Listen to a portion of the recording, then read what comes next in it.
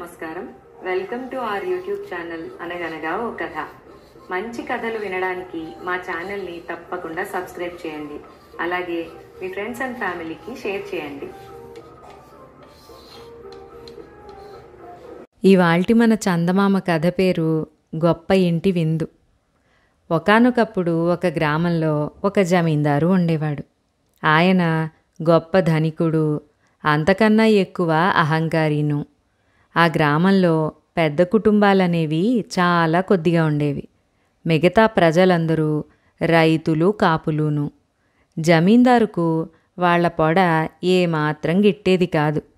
వాళ్ల గాలి సోకితే ఆయన చిరాకుపడి మట్టి వెధవలు అని తిట్టుకునేవాడు.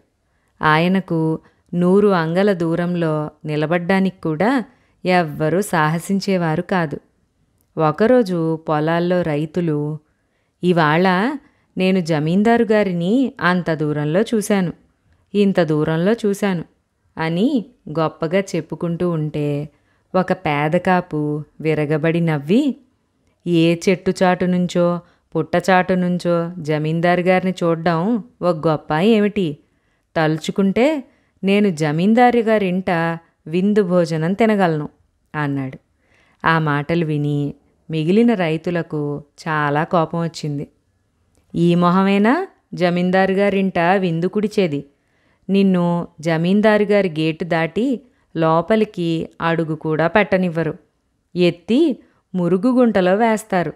ప్రగల్భాలు పలకకు అంటూ నలుగురు 4 మాటలు అన్నారు. ప్రగల్భాలాడడం నాకేం పని? ఉన్నమాటే చెబుతున్నాను. నేను తలుచుకుంటే ఏ పూటైనా జమీందారు గారింటికెళ్ళి భోజనం చేసి రాగలను అన్నాడు ఆ కాపు. నువ్వా పని చేస్తే నీకు 3 గరిసెల ధాన్యము, జత ఎద్దులు ఇస్తాము. నువ్వు జమీందారు గారింట భోజనం చెయ్యలేకపోతే మేం చెప్పిన పనల్లా చెయ్యాలి అన్నారు రైతులు. ఓ అలాగే, నాకేమీ అభ్యంతరం లేదు అన్నాడా పేదకాపు. ఆ పూటే వాడు జమీందారు గారింటికి వెళ్ళాడు. తలవాకిట కావలివాళ్ళు వాణ్ణి తరిమి కొట్టబోయారు. కొంచెం ఆగండి, నేను ప్రభువారికి ఒక శుభవార్త చెప్పాలి అన్నాడు కాపు. ఆ శుభవార్త ఏమిటో మాతో చెప్పు, మేము ఏలిన వారితో చెబుతాం అన్నారు కాపలావాళ్ళు. ఈ శుభవార్త ప్రభువుతో స్వయంగా చెప్పాలి, అది మీతో చెప్పేది కాదు అన్నాడు కాపు. జమీందారుతో నౌకర్లు కాపువాడన్నమాట చెప్పారు. వాడు తనతో చెబుతానన్న శుభవార్త ఏమిటో తెలుసుకోవాలని జమీందారుకు కుతూహలం కలిగింది. ఈ కాపువాడు ఏదో లాభకరమైన సంగతి చెప్పడానికి వచ్చాడు గాని అందరిలాగా యాచనకు రాలేదు. అందుచేత ఆయన వాణ్ణి లోపలికి రానిమ్మని తన నౌకర్లతో చెప్పాడు. నౌకర్లు కాపును తెచ్చి జమీందారు ముందు ఉంచారు. నువ్వు ఈ ప్రాంతాల వాడివిలాగే ఉన్నావు, ఏమిటి నువ్వు చెప్పదలిచిన వార్త అని జమీందారు అడిగాడు. తమతో ఏకాంతంగా చెబుతాను అన్నాడు కాపు. జమీందారు కుతూహలం మరింతగా హెచ్చింది. ఆయన తన నౌకర్లను అవతలికి పంపేశాడు. కాపు రహస్యంగా, గుర్రం తలకాయంత బంగారం ధర ఏ పాటి ఉంటుందంటారు అని జమీందారును అడిగాడు. ఎందుకు అలా అడుగుతున్నావు అన్నాడు జమీందారు. ఒక కారణం ఉండి అడుగుతున్నాను ప్రభు, తమకు తెలిస్తే చెప్పండి అన్నాడా కాపు. అదే ఆ కారణం ఏమిటో చెప్పమంటున్నాను అన్నాడు జమీందారు.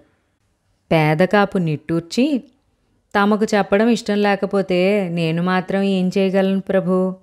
తమ సెలవైతే ఇంటికి పోయి భోజనం చేస్తాను, కడుపులో మండిపోతోంది అన్నాడు. జమీందారుకు వాడిని వెళ్ళనివ్వ బుద్ధి కాలేదు. గుర్రం తలకాయంత బంగారం చెయ్యి జారిపోనివ్వడం ఇష్టం లేక ఆయన తన నౌకర్లను పిలిచి, వీణ్ణి తీసుకుపోయి వెంటనే సుష్టుగా భోజనం పెట్టండి అన్నాడు. కాపువాడు రాజోపచారంగా కడుపు నిండా తిండి తిని వచ్చాక జమీందారు వాడితో, నువ్వు ఆ బంగారం ఏదో పట్టుకురా, దాని గొడవ నీకన్నా నాకే బాగా తెలుసు. నీకు బహుమానం ఉంటుందిలే అన్నాడు. బంగారమా? నా దగ్గర బంగారం ఎక్కడుంది? 2 గరిసెల ధాన్యం, జత ఎద్దులు కలిసి గుర్రం తలకాయంత బంగారంతో సమానం అవునో కాదో తమరినడిగితే తెలుస్తుంది కదా అనుకున్నాను అన్నాడు కాపు. జమీందారుకు మండిపోయింది. ఛీ వెధవా, ఇంకొక్క క్షణం ఇక్కడున్నావంటే నిన్ను చంపేస్తాను, మారు మాట్లాడకుండా పో అన్నాడు కాపుతో. కాపు వెళ్ళిపోయి రైతుల దగ్గర పందెం గెలుచుకుని సుఖంగా జీవించాడు.